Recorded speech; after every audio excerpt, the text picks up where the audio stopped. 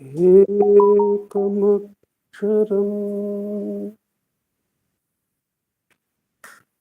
हृदि निरन्तरम्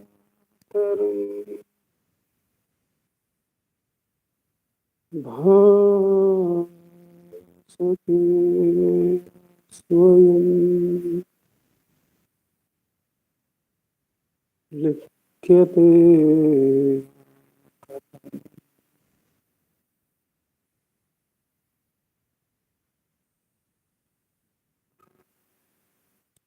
हृदयकुहरमध्ये केवलं ब्रह्ममात्रम् यहमहमिति साक्षात् आत्मरूपेण भाति हृदि विषमनसा स्वं चिन्वता मज्जता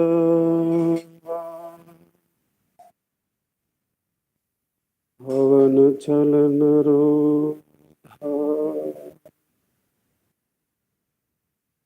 आत्मनिष्ठो भव त्वम्।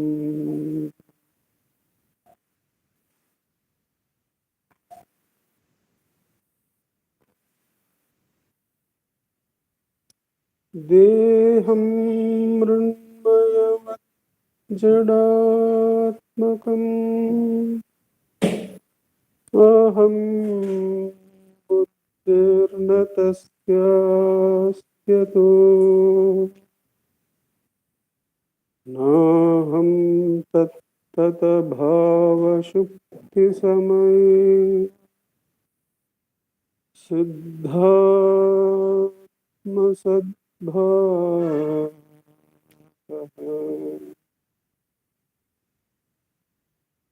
कोऽहं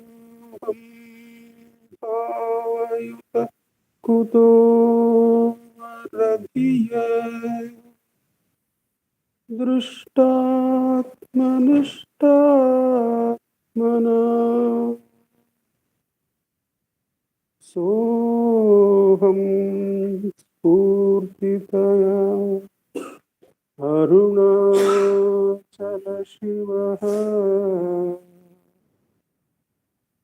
पूर्णो विभाति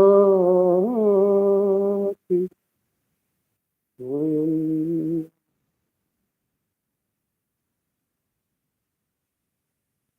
सोऽहं स्फूर्तितया अरुणाचलशिवः पूर्णो विभाति स्वयम्।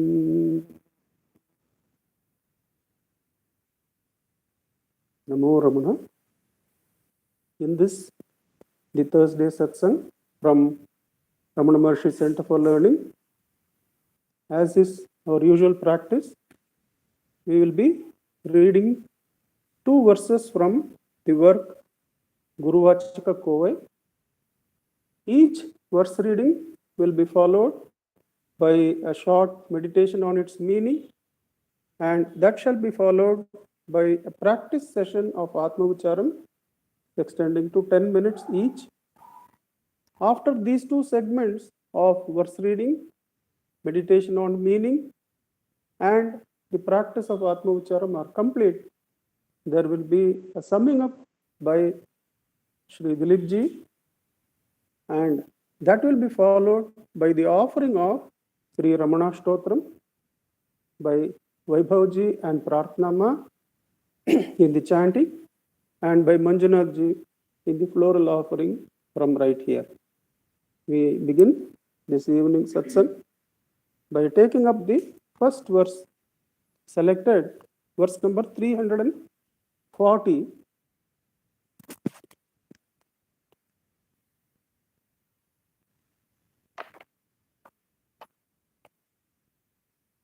We find this in the segment Investigation into Truth.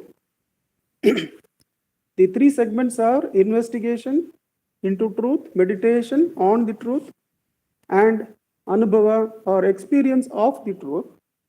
This verse we find 340 in investigation into truth. The subsegment is the truth of religions. The truth of religions. 340. Just as the single element, fire, is seen as many flames by virtue of the numerous earthenware lamps, similarly, the one self is seen as multiple beings by virtue of the many apparently existing limitations or upadhis. Upadhis are limitations or restrictions such as identifying oneself with the body that cause one to be unaware of the unlimited and infinite self. The subheading is, of course, the truth of religions. Just as the single element, fire, is seen as many flames by virtue of the numerous earthenware lamps, similarly, the one self is seen as multiple beings by virtue of the many apparently existing limitations, upadhis. So, since the topic is the truth of religion, we can first see it in one sense of how the one self is seen as many gods, and then see how the one self is seen as the whole creation. It is the one self, that is the single element fire, how it is seen as many flames. When we see the Harati to Bhagavan, there is a procedure, each possibly having some philosophical content behind it, that there are various types of Haratis shown to Bhagavan in Ramanashram. We see something kept in a pot, then we see about 5 different small bowls in which the wicks are kept. Then we see a whole big lamp in which there are about 40-50 places where wicks can be kept, and each burning brightly. We also have finally a huge single flame, but all that is flame, isn't it? All that we call it as flame only. It is all fire. But when we see, to indicate the different types of tattvas, the philosophical truths, there are various types of haratis we see. And of course, in Deepavali and Kartika Deepam, we find the houses festive with different kinds of lamps, with different kinds of wicks, some burning for long periods of time. But all that is still the single element fire. Similarly, the Atma, the single self, is what appears as different deities. Let us take that meaning first. Bhagavan says in Ashtakam, Irundulir unai viduthu adutidal devam, இருட்டினை விளக்கெடுத்து அடுத்திடலே Khan, இருந்தொளிர் உனை அறிவுறுத்திடற்கென்றே இருந்தனை மதந்தோறும் விதவித உருவாய். O Arunachala, you are the Sat Chitta, the existence consciousness, the real consciousness or the awareness of eternal existence. You are the existence consciousness shining within. To seek for a God outside, keeping you within, is like searching for darkness, holding light in hand, is the first verse. And in the second lines, Bhagavan says, Irundolir unai arivuruttidar kendre. to reveal yourself as the existence consciousness alone, irundhanai madantorum vida vida uruvai. You exist as different truths in different religions, as different names in different religions. We can recall Bhagavan's Upadesham in different occasions, on different occasions, in the talks with Sri Ramana Maharshi, where someone would ask, should I chant Rama's name or Shiva's name or Gayatri Mantra or Omkara?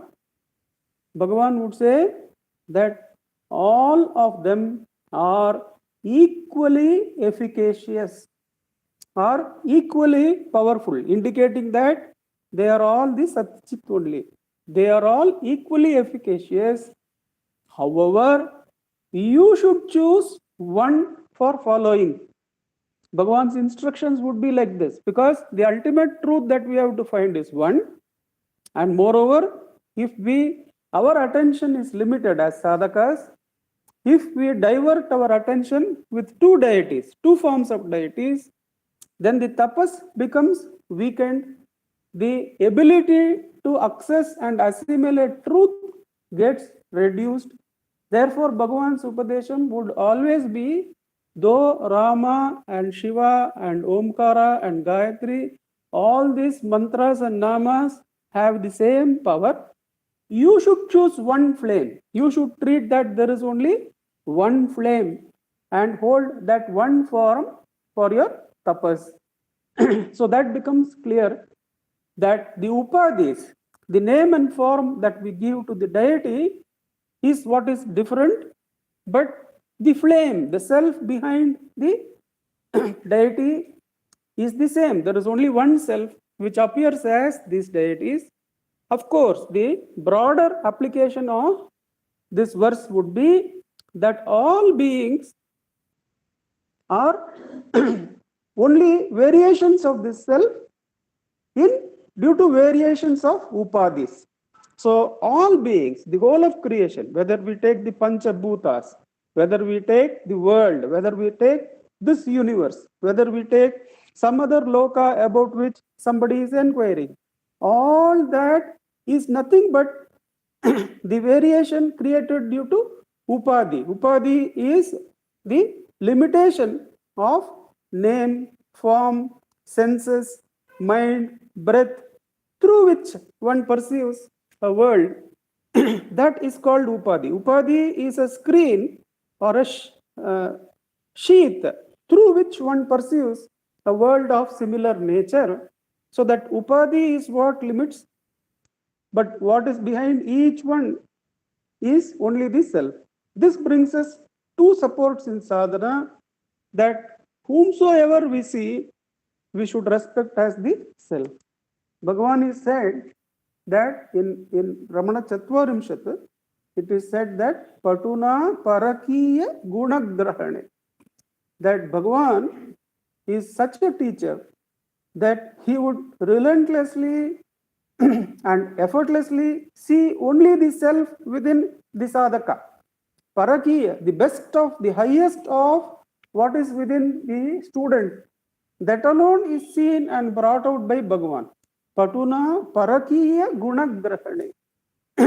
That is the nature of Bhagavan, and that should be our instruction too, that we should never treat another human being as a means for some other end, as a means to get something done. But they are all ends in themselves. Each one is perfect because each one has the self within them. Each one is worthy of worship. Therefore, turning inward becomes easy.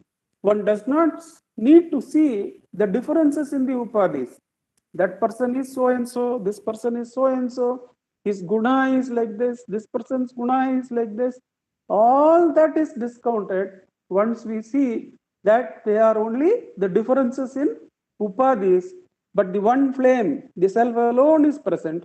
So that is one support that we get, that we don't need to see the differences in human beings, the differences in human beings in the past and the present and the future. At the same time, it gives us a clue as to Why Bhagavan says in the talks, somewhere in talk 26 or 27, Bhagavan says, those who find it difficult to practice self-enquiry directly should develop devotion, should develop bhakti. For what? He gives a wide range of areas or objects to which we can devote ourselves. Bhagavan says in that talk that one should be able to have devotion to God or Guru or humanity at large, the welfare of all of humanity, or ethics, or even the concept of beauty. Now, all these can be areas of bhakti because they are all nothing but forms of the self. They are all nothing but the forms of the self, but they are aggregations. They are whole areas. So, in some sense, our mind gets aggregated when we are worshipping the welfare of the humanity as a whole. Sarve jana sukhino bhavantu. Then the integration, the dhyana becomes easier and the strength which with the tapas takes place becomes easier. And how Bhagavan opens up the field of bhakti to the modern intellectual, where the respect for elders or the respect for an authority is very difficult for the subtle intellect. So, be devoted to the welfare of humanity at large. Be devoted to some cause that is ethical, that is non hurtful to all living beings, that is equally good to others and to you. Apply yourself to the ethics, or apply yourself even to what is beauty, what is the concept of beauty. Let me see the truth of beauty and what is really beautiful before finally coming to the self alone is really the eternal beauty.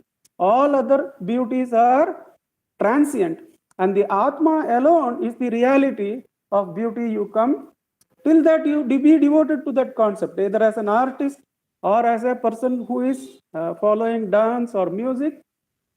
It could be any of the forms of art. Bhagavan opens up devotion for all that. We get the clue as to how he opens up, because all of them are wider areas of nothing but the same flame called the self. So that is why Bhagavan says here that just like the one fire is having different forms in different lamps, the one self is what is found as the multiplicity of beings, either godly beings out of whom we should select one, or as the human beings within whom we should learn to see the self, or even practice devotion as aggregation of these forms in the form of ethics, humanity, Guru, of course, God, of course, and even the concept of beauty, says Bhagavan, all because it is the single flame, the self, that is bound in those upadhis of name and form.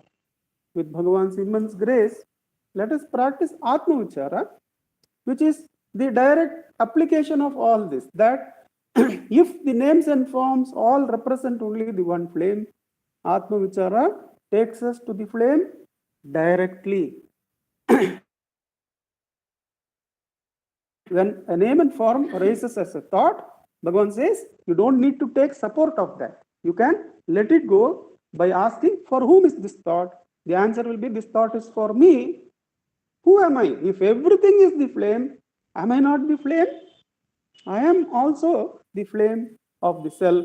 So let go of all other flames and see the source of the I, the true flame, the true self, the Atma. With repeated practice, Bhagavan assures one gains the identity with that flame, with the self, where abiding in the self is natural and effortless. Let us sit in practice for 10 minutes. Ujjwalji, you will be able to help us, sir? I'll do that, Uncle. Thank you. Thank you so much.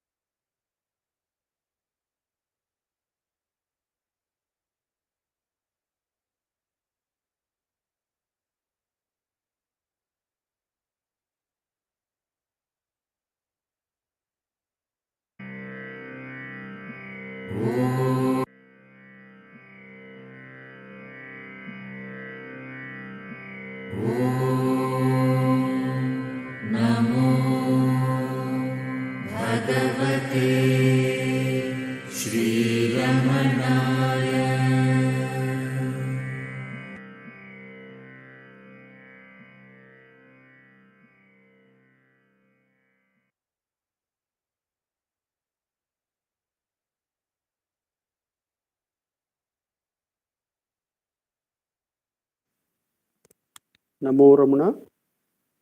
We continue the satsang by taking up the second verse selected for us, verse number 723.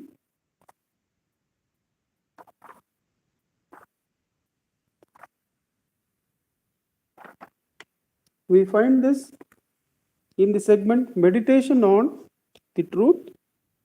The subsegment is the unity of Bhakti and Jnana. The unity of Bhakti and Jnana. There is a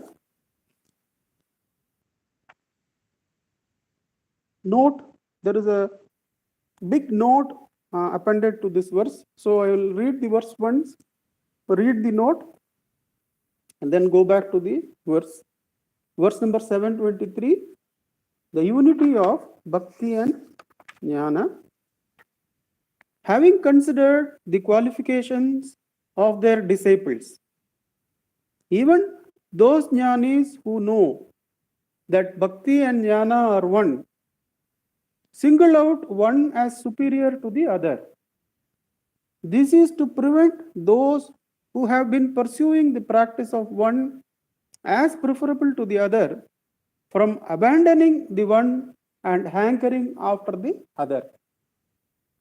Though there is really no difference, for the sake of the differences existing in the seeker, the Guru emphasizes whatever is suitable to the seeker. Having considered the qualifications of their disciples, even those jnanis who know that Bhakti and Jnana are one, single out one as superior to the other. This is not because one is superior to the other, but this is to prevent those who have been pursuing the practice of one as preferable to the other from abandoning that one and hankering after the other. So let us go into the note. This is from Power of Presence, the power of the presence. Since we do not know what is passing through the minds of devotees as they sit or stand in Bhagavan's presence, we cannot really ever be sure what we understand, that we understand why Bhagavan responds to them in the way he does. His attitude towards giving out teachings illustrates this very well.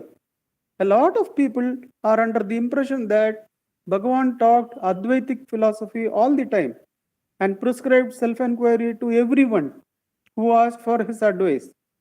This is simply not so. Bhagavan gave out different advice to different people. He would see their level of development and their temperament and react accordingly. If another devotee asked, one devotee might ask a question and be given an answer. If another devotee asks the same question a few minutes later, he might give a different answer. So different, in fact, that it would contradict the first one. If each of these devotees acted on Bhagavan's advice with full faith in its efficacy, each would find that Bhagavan's grace was flowing into him. I can give a good illustration of Bhagavan's giving out contradictory advice by recounting two incidents that happened in the hall. A blind devotee called Kannappa once came to Bhagavan.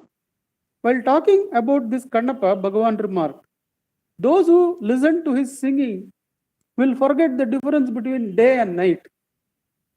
Then, why does he not sing? I asked. Kannappa then sang some songs from the Tirupugal of Arunagirinadar. His singing was very sweet and his devotion brought tears to our eyes. We completely forgot ourselves. Soon afterwards, the bell rang for lunch. Bhagavan got up and rubbed his knees. Before he had a chance to leave, I told him how impressed I had been with the singing.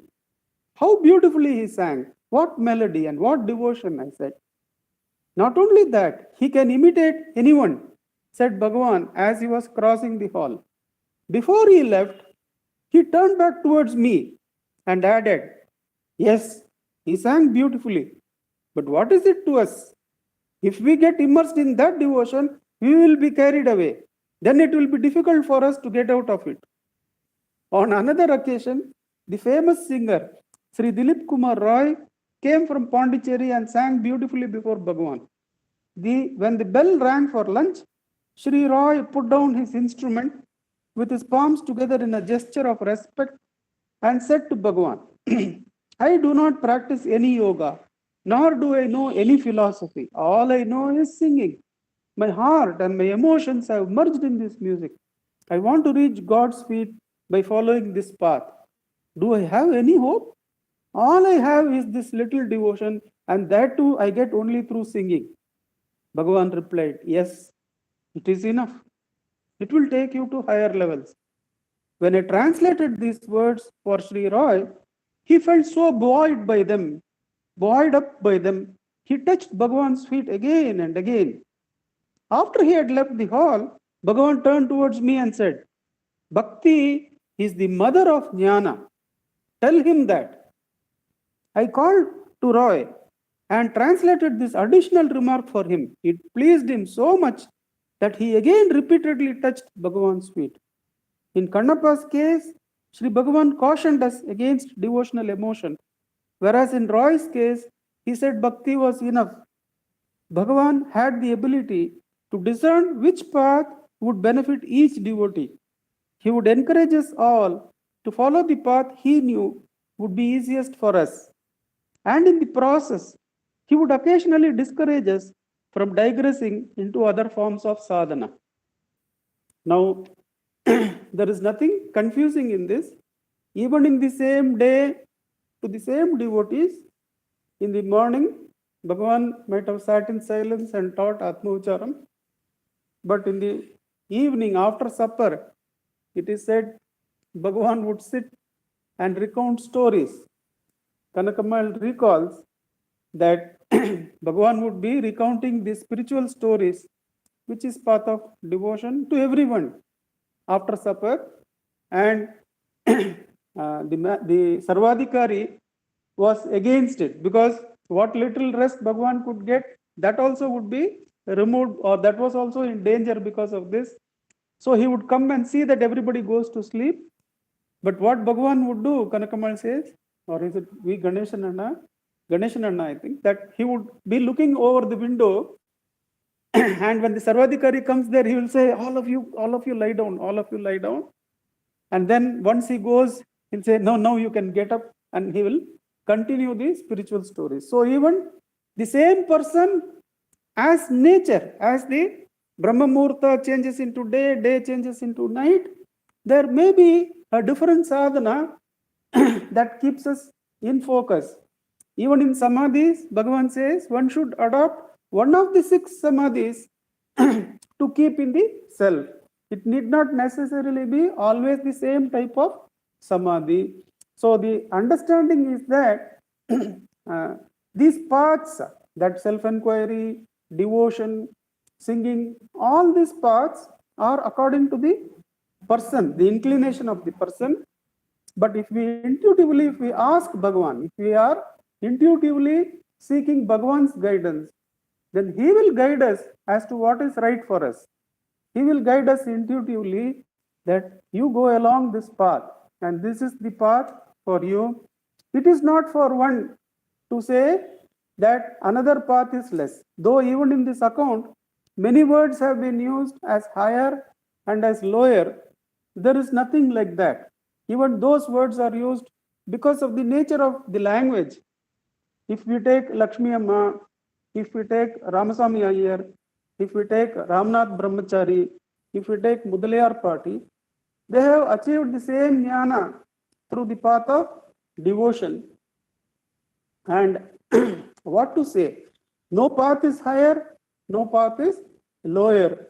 But let us say that our intellect is subtle, it is of doubting nature, then obviously the path of self-enquiry is the most direct and is most applicable to us, because even the faith we will have will be constantly doubted by us.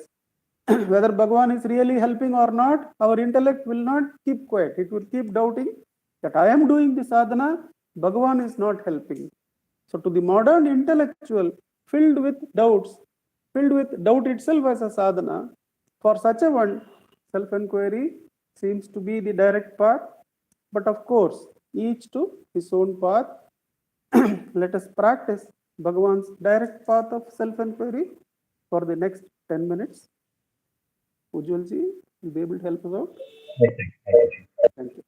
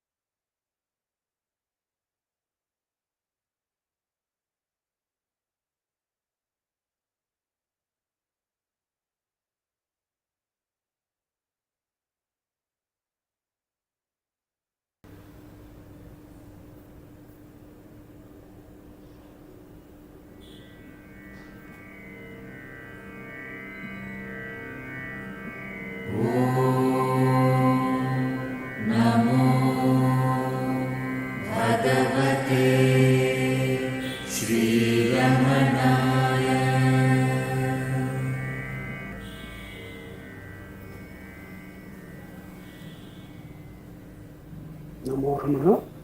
I request Dilip ji to give us the summing up remark. Namo Ramana, sir.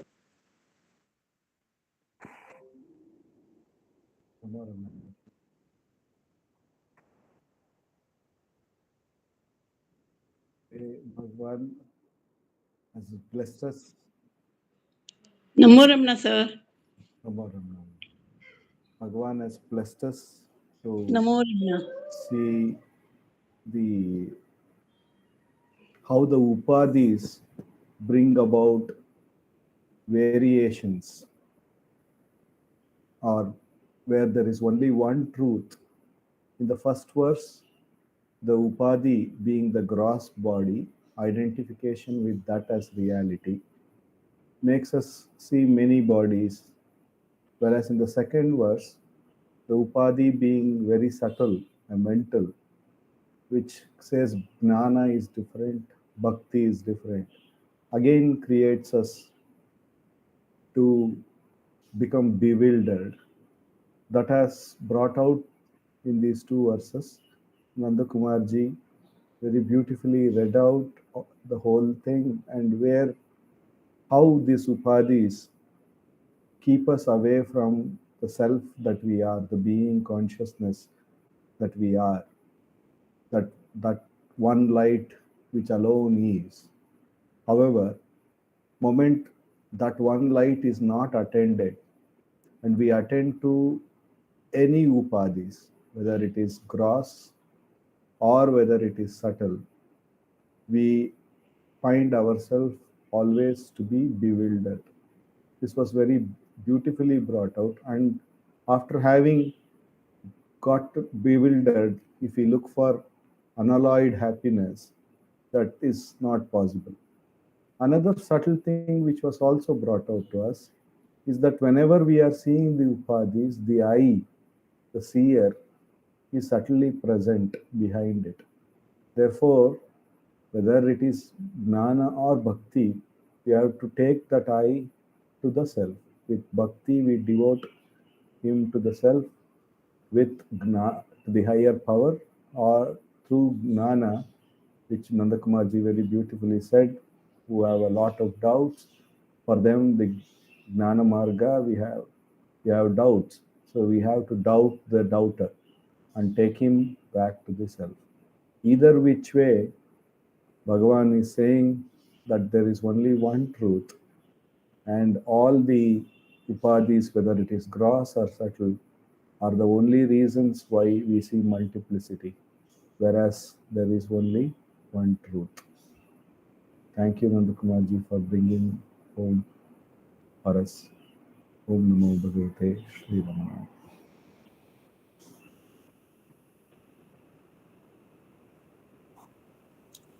Namo Ramana. I request Vaibhavji and Pratnama to commence the chanting.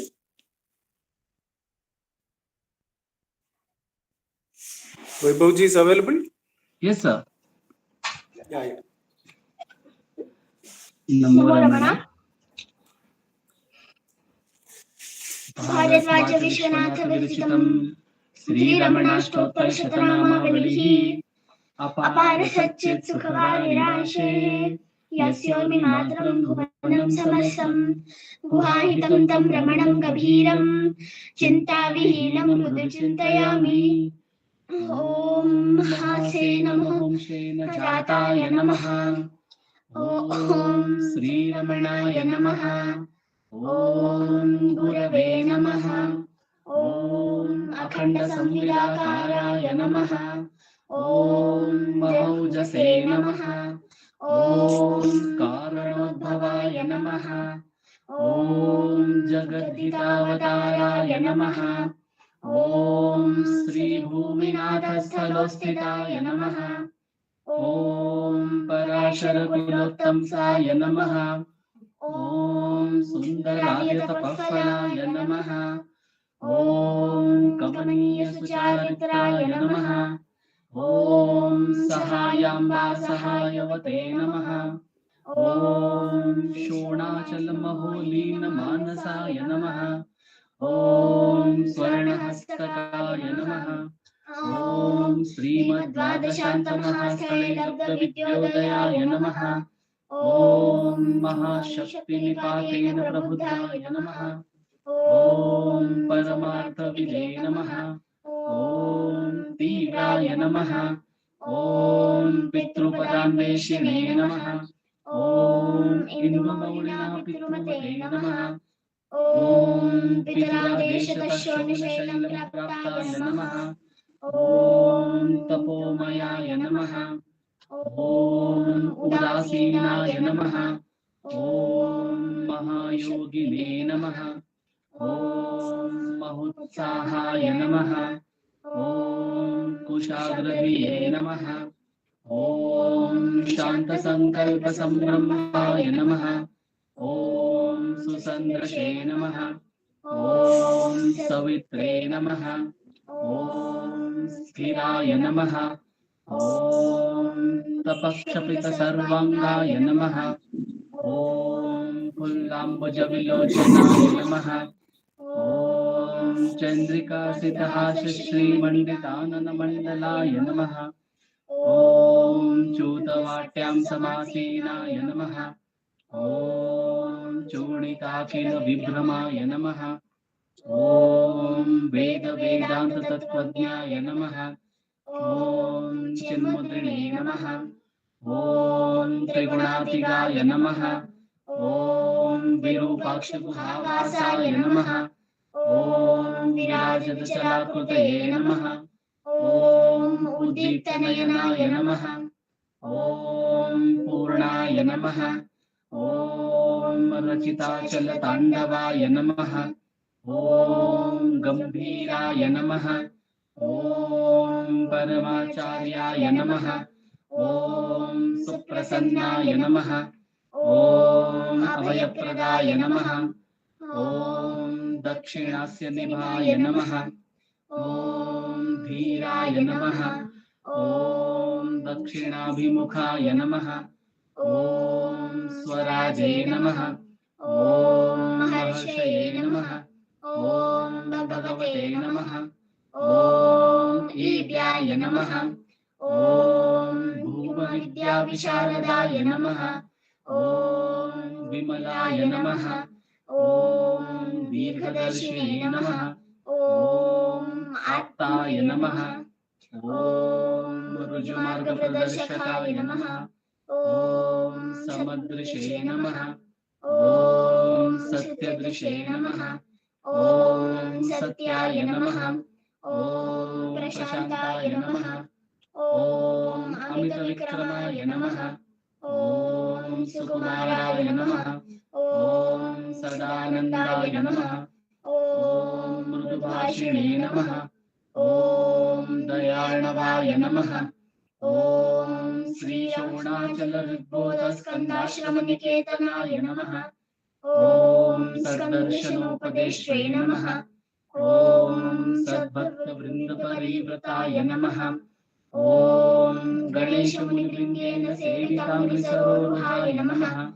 ॐ गीतोपदेशसारादिग्रन्थसञ्छिन्नसंशयाय नमः। ॐ वर्णाश्रममतातीताय नमः। ॐ रसज्ञाय नमः। ॐ सौम्याय नमः। ॐ आत्मवते नमः। ॐ सर्वावनिमतस्थानाम् आराध्याय नमः। ॐ सर्वसद्गुणिने नमः। ॐ आत्मारामाय नमः। ॐ महाभागाय नमः। ॐ मातृमुक्तिविधायकाय नमः। ॐ विनताय नमः। ॐ विनुताय नमः। ॐ विप्राय नमः। ॐ मुनीन्द्राय नमः। ॐ पावकोज्ज्वलाय नमः। ॐ दर्शनादगसंहारिणे नमः। ॐ मौनेन स्वात्मबोधकाय नमः। ॐ ऋक्षान्तिकरसान्निध्याय नमः। ॐ स्मरणाद्बन्धमोचकाय नमः। ॐ अन्तस्तिमिरचण्डांशवे नमः। ॐ संसारार्णवतारकाय नमः। ॐ शोणादृशस्तुतिद्रष्टे नमः। ॐ हार्दविद्याप्रकाशकाय नमः। ॐ अविच्युतनिजप्रज्ञाय नमः। ॐ नैसर्गिकमहातपसे नमः। ॐ कमण्डलुधराय नमः। ॐ शुभ्रकौपीनवसनाय नमः। ॐ गुहाय नमः। ॐ दण्डपाणये नमः।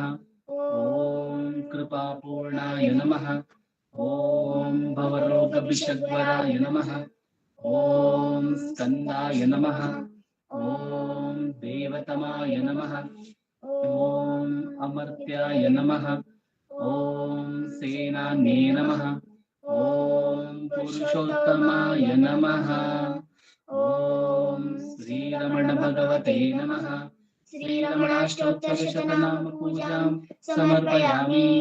यस्थानोररुणाचलस्य पदयोः स्मृत्याजनिं प्राप्यत दिव्यानुग्रहसुप्रवाहविवश तादात्म्यभावं गतः ऋन्निष्ठस्वगभीरनित्यतपसा लोकान् पुनासेकराट् तस्मै श्रीरमणाय ते नमः इदं लोकोत्तरज्योतिषे। ॐ नमो भगवते श्रीरमणाय।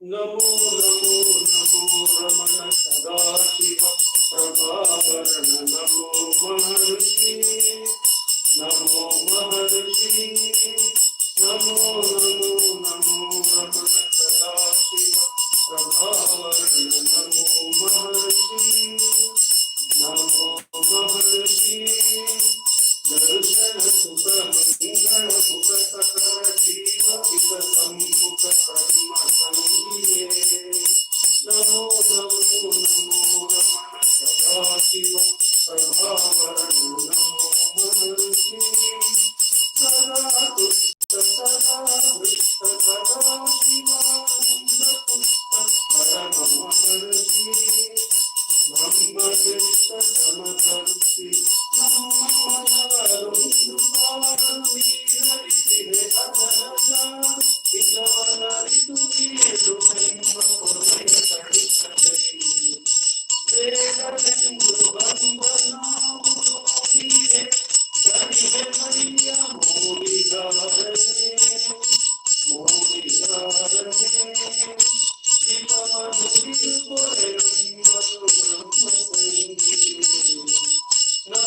नमो नमो रमण सदाशिव प्रभावरण नमो महर्षि नमो महर्षि नमो नमो नमो रमण सदाशिव प्रभावरण नमो महर्षि नमो महर्षि।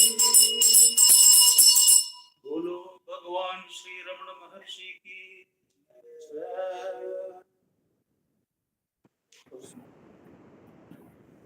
नमो रमण। ನಮೋ ರಮಣ ಸರ್, ಎಲ್ಲರಿಗೂ ನಮೋ ರಮಣ. ಎಲ್ಲರಿಗೂ ನಮೋ ರಮಣ ಸರ್. ನಮೋ ರಮಣ.